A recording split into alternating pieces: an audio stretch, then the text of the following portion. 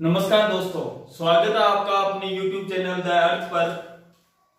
इससे पहले अपन ने बात करी थी कम्युनिकेशन सिस्टम की, संचार तंत्र की जो वेव्स हैं, इलेक्ट्रोमैग्नेटिक वेव्स है, वो एक जगह से दूसरी जगह किस प्रकार से जाती हैं। अब हम बात करेंगे इलेक्ट्रॉनिकी, अर्धचालक इलेक्ट्रॉनिकी की, इलेक्ट्रॉनिक्स की बात करेंगे। जैसा कि आपको पता है कि आप सबने टीवी देखा होगा, एक पुराना टीवी और एक नया टीवी, जो एलईडी वाला टीवी आता है, एक पिक्चर ट्यूब वाला और एक एलईडी।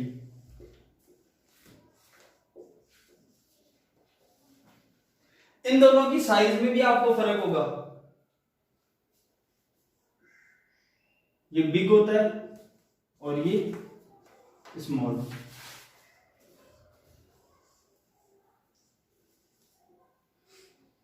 ये जो इसकी साइज में डिफरेंस आया है, ये एक दिन में नहीं आया है, ये काफी सालों बाद इन पे बहुत सी रिसर्च हुई, उसके बाद में जाके इन दोनों की साइज में डिफरेंस आया है। 1948 में सबसे पहले खोज हुई थी ट्रांजिस्टर की,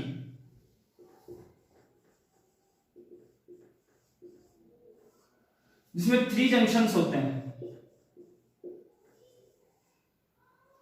उससे पहले अपन जितने भी इलेक्ट्रॉनिक्स के काम करते थे वो ट्यूब पर करते थे, इसको निर्वात नली बोलते थे अपन। या आपने थोड़ा बहुत पढ़ा होगा 11th में कि एक हाई वोल्टेज दिया जाता था, एक तरफ कैथोड एक तरफ एनोड, और यहां पे वोल्टेज दिया जाता था V, और इलेक्ट्रॉन ट्रेवल करते थे, और इन सब से ये काम होता था जितना भी होता था। लेकिन आजकल ऐसा नहीं होता है। आजकल ट्रांजिस्टर्स, ट्रायोड्स, डायोड्स, इन सब पे काम होता है और बहुत अच्छे से काम होता है। तो ये चैप्टर जो है अपने जीवन में भी बहुत ही ज्यादा महत्वपूर्ण है, और इसको जब पढ़ेंगे तो अपन को पता लगेगा कि क्या क्या चेंजेस आया और कैसे कैसे चेंजेस आया। तो ये जो है अपने जीवन में बहुत ज्यादा रिलेट करता है, तो ये बहुत इंपॉर्टेंट चैप्टर हो जाता है अपने लिए। और इसमें कुछ चीजें ऐसी हैं जो कि आपको बहुत अच्छे से समझ में आएंगी और जो आप अपने जीवन में उनको फील कर सकते हो। सबसे पहले बात करें अपन तो चालक, अचालक और अर्धचालकों का वर्गीकरण करते हैं। अब जो इनका वर्गीकरण है इलेक्ट्रॉनिकी में मुख्यतः 2 प्रकार से किया जाता है, एक तो चालकता के आधार पर और एक ऊर्जा बैंड के आधार पर। जो ऊर्जा बैंड है वो एक क्वांटम फिजिक्स का एक छोटा सा अपने एक थ्योरी दी हुई है, उसके अकॉर्डिंग बात करेंगे। और चालकता के आधार पर जैसे आपको पता है कि 3 प्रकार के पदार्थ होते हैं, चालक, अर्धचालक और कुचालक या विद्युत रोधी जिसको अपन बोलते हैं। तो सबसे पहले अपन देख रहे हैं वर्गीकरण किनका, चालक का, अचालक का और अर्धचालक का। तो अब बात करते हैं चालकता के आधार पर।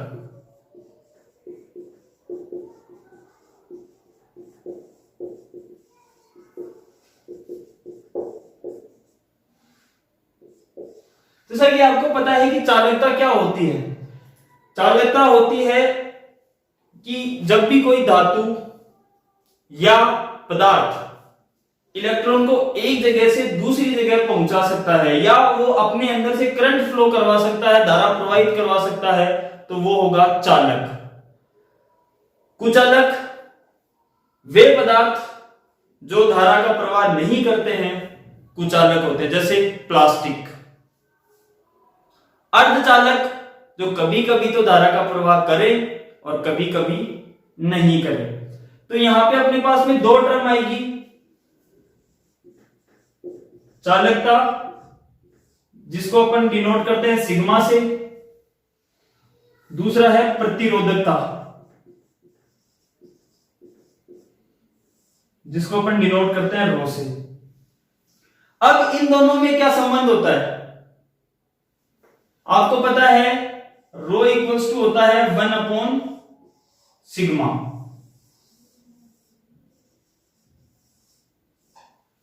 चालकता और प्रतिरोधकता एक दूसरे के विपरीत होते हैं।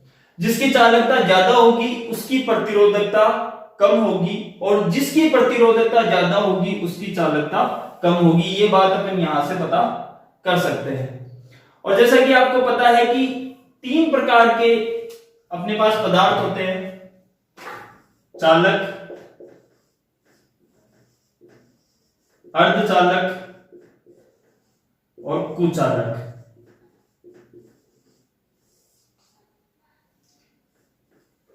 आप अच्छे से जानते हैं कि चालक जो होते हैं वो धातुएं होती हैं, स्टील, आयरन, ये सब।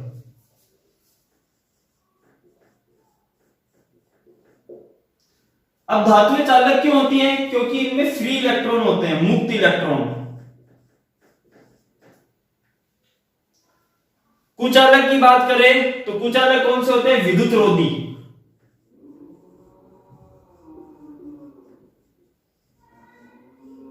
इनमें क्या होते हैं? मुक्त इलेक्ट्रॉन नहीं होते हैं। और धातुओं की बात करें तो चालकता तो बहुत अधिक, चालकता तो बहुत अधिक, और जो इनकी प्रतिरोधकता है वो बहुत कम। और अगर कुचालक की बात करें तो प्रतिरोधकता तो बहुत ज्यादा और चालकता बहुत कम। ऐसा क्यों? क्योंकि अपन को पता है रो इक्वल्स टू होता है 1/सिग्मा। जिसकी प्रतिरोधकता ज्यादा होगी उसकी चालकता कम होगी, जिसकी चालकता कम होगी उसकी प्रतिरोधकता ज्यादा होगी। अगर इनको क्लासिफाई करें अपन, इनका वर्गीकरण करें किसके अनुसार? चालकता के अनुसार, तो इनकी कुछ रेंज होती है। चालकों की, अर्धचालकों की, कुचालकों की कुछ रेंज होती है, कुछ परास होती है कि कहां से कहां तक अगर इतनी चालकता हो तो उनको धातुएं या चालक कहा जाएगा, इतनी परास हो तो उन्हें अर्धचालक कहा जाएगा, और इतनी परास हो तो उन्हें कुचालक कहा जाएगा। तो सबसे पहले बात करें कि इसकी सिग्मा कहां से कहां तक होती है, चालकता कहां से कहां तक होती है। तो इसकी चालकता होती है 10 की पावर 2 से 10 की पावर 8 सीमेन पर मीटर। अगर चालकता इसके बीच में है तो वो हो जाएगा अपना चालक। अगर 10 की घात -11 से 10 की घात -19 सीमेन पर मीटर है तो वो क्या हो जाएगा? कुचालक हो जाएगा। और अर्धचालकों की होती है 10 की घात -5 से 10 की घात -6 सीमेन पर मीटर।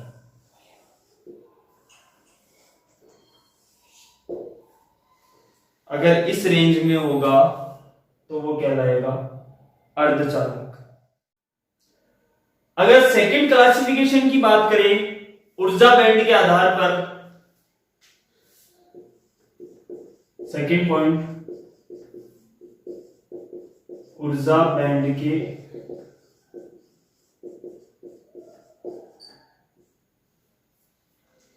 सबने एक फिजिसिस्ट का तो नाम सुना होगा, बोहर, और बहुत वाइडली फेमस है। तो आपको पता है कि बोहर के अनुसार इलेक्ट्रॉन की ऊर्जा परिभ्रमण कक्षा पर निर्भर करती है। जैसे अगर मैं बात करूं, किसी भी एटम की बात करूं, अगर ये उसका न्यूक्लियस है, नाभिक है, और ये इसकी कोई कक्षा है और ये इसकी कोई दूसरी कक्षा है, इसमें एक इलेक्ट्रॉन है, इसमें भी एक इलेक्ट्रॉन है। अगर मैं बात करूं इस इलेक्ट्रॉन और इस इलेक्ट्रॉन की ऊर्जा की, तो बोहर कहता है कि इन दोनों की जो ऊर्जा रहेगी वो अलग अलग रहेगी। अगर इसकी ऊर्जा E1 है तो इसकी ऊर्जा E1 नहीं रहेगी, कुछ अलग ऊर्जा रहेगी E2। ये बात किसने कही? बोहर। तो बोहर के अनुसार इलेक्ट्रॉन की ऊर्जा परिभ्रमण कक्षा पर निर्भर करती है। अब ये ऊर्जा होंगी, यहां अलग ऊर्जा है, यहां अलग ऊर्जा है, आगे और भी कक्षाएं होंगी तो उनकी सबकी अलग अलग ऊर्जाएं रहेंगी। इसके बाद अपन बात करते हैं बंध बनने की, कि जब दो परमाणु एक दूसरे के पास आते हैं, बंध बनाते हैं, बॉन्ड बनाते हैं, तब क्या होता है। तो जब बंध बनता है तो परमाणु एक दूसरे के बहुत निकट आ जाते हैं, बहुत पास पास में आ जाते हैं, बहुत ही ज्यादा, बहुत 10⁻⁻40 मीटर, उससे भी बहुत पास हो सकता है। तो बहुत पास में आने से क्या होगा, जैसे अपन बात करें कि ये कोई परमाणु है, इसकी ये कक्षाएं हैं ऐसे, और ये इसका नाभिक है। दूसरा परमाणु है, ये इसके ऐसे पास आ गया ऐसे, ये इसका नाभिक है। ये यहां क्या बन गया, बंध बन गया। अब बंध बनने पे क्या होगा कि इस परमाणु की, यानी ए परमाणु की कुछ कक्षाएं बी परमाणु की कुछ कक्षाओं को ओवरलैप कर लेंगी, एक दूसरे के ऊपर ढक जाएंगी, एक दूसरे के ऊपर ढक जाएंगी, कुछ ऐसे, इस तरीके से ऐसे। तो क्या होगा, बंध बनने के बाद इलेक्ट्रॉन की गति और अकेले परमाणु के इलेक्ट्रॉन की गति या प्रकृति भिन्न भिन्न हो जाएगी। क्यों? क्योंकि जब ये फ्री था तो जो यहां वाला इलेक्ट्रॉन था वो आराम से घूम सकता था, लेकिन अब इनकी ऊर्जाएं भिन्न भिन्न हो गई, प्रकृति भिन्न भिन्न हो गई। कब हो गई? बॉन्ड बनने के बाद, बंध बनने के बाद। तो क्या होगा, आपको पता है कि जैसे ये अकेला बी था, जब अकेला ऐसे, जब यहां इलेक्ट्रॉन घूमेगा तो वो बिल्कुल फ्रीली घूम सकता है, और जब यहां घूमेगा तो उसमें ये रुकावट बनेगा, दिक्कत करेगा।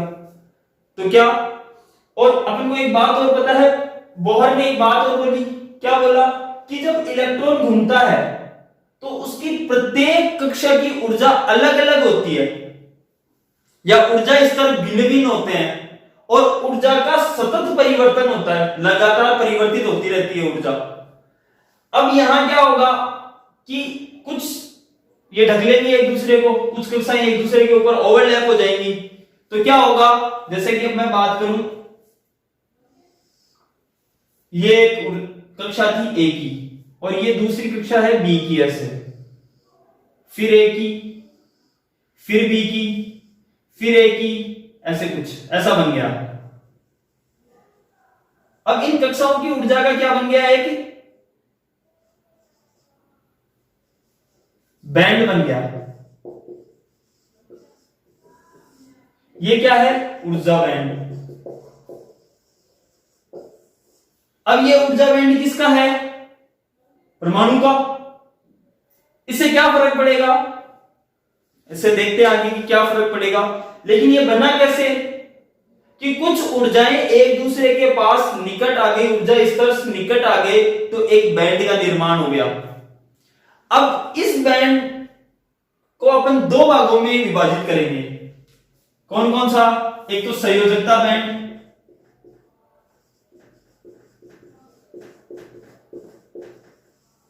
और दूसरा चालन बैंड।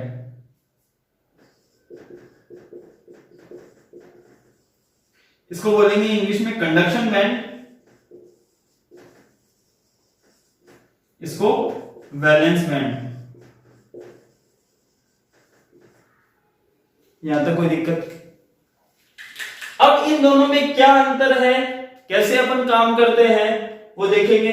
जैसे ये बोल रहा है चालन बैंड, चालन यानी किसका चालन, धारा का चालन। और संयोजकता बैंड, हो सकता हो ये संयोजकता से रिलेट करता हो, देख लेंगे वो अपन कि किस प्रकार से क्या होता है। अगर इन दोनों में डिफरेंस की बात करें कि ये होते क्या है, कैसे काम करते हैं, क्या नहीं होते हैं, तो भी देखते हैं। जैसे अपन बात करें कि ये बैंड बना और एक दूसरा बैंड ये बना, ये जो बैंड होता है संयोजकता बैंड, ये संयोजी इलेक्ट्रॉन द्वारा बनाया जाता है, और ये संयोजकता इलेक्ट्रॉन के ऊर्जा स्तर होते हैं। संयोजकता इलेक्ट्रॉन के ऊर्जा स्तर। तो इसको क्या बोलेंगे अपन? वैलेंस बैंड, संयोजकता बैंड। इसके ठीक ऊपर चालन बैंड होता है, जिसको अपन कंडक्शन बैंड बोलते हैं। चालन बैंड,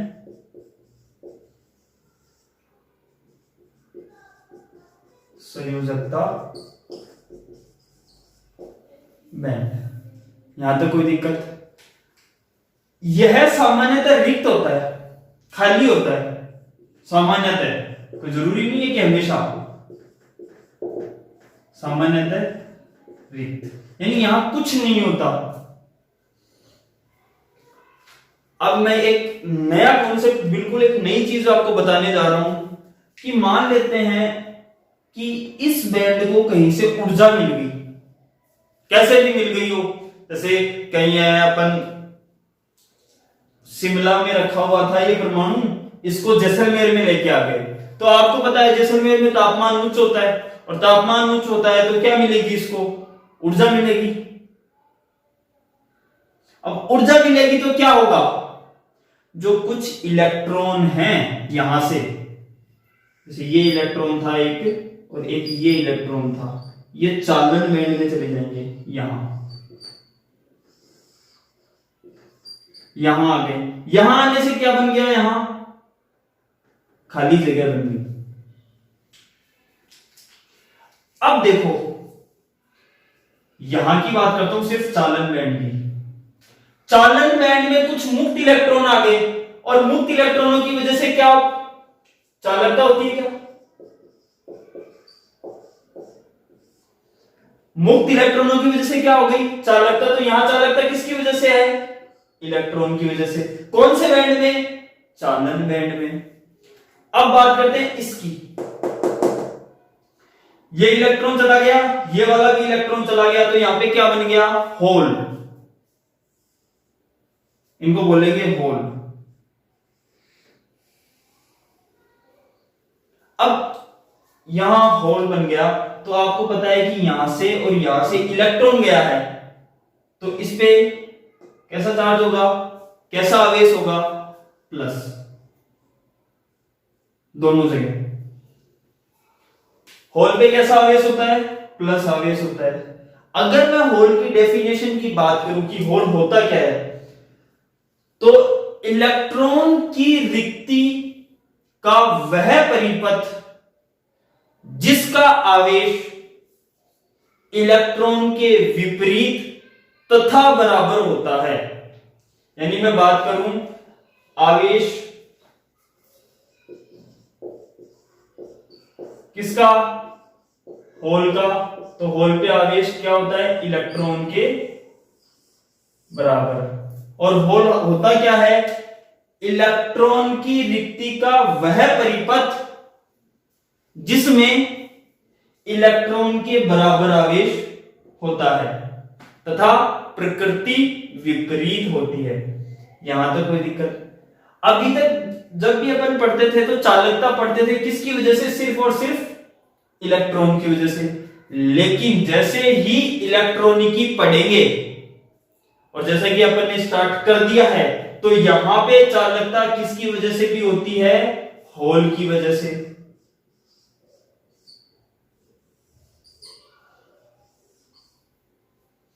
जैसा कि मैं जनरली बात करूं, इसको समझाने की कोशिश करूं, तो अपन बात करते हैं दो सिस्टम की, एक तो पंखा फैन, और दूसरे सिस्टम में मोबाइल सिस्टम की बात करते हैं।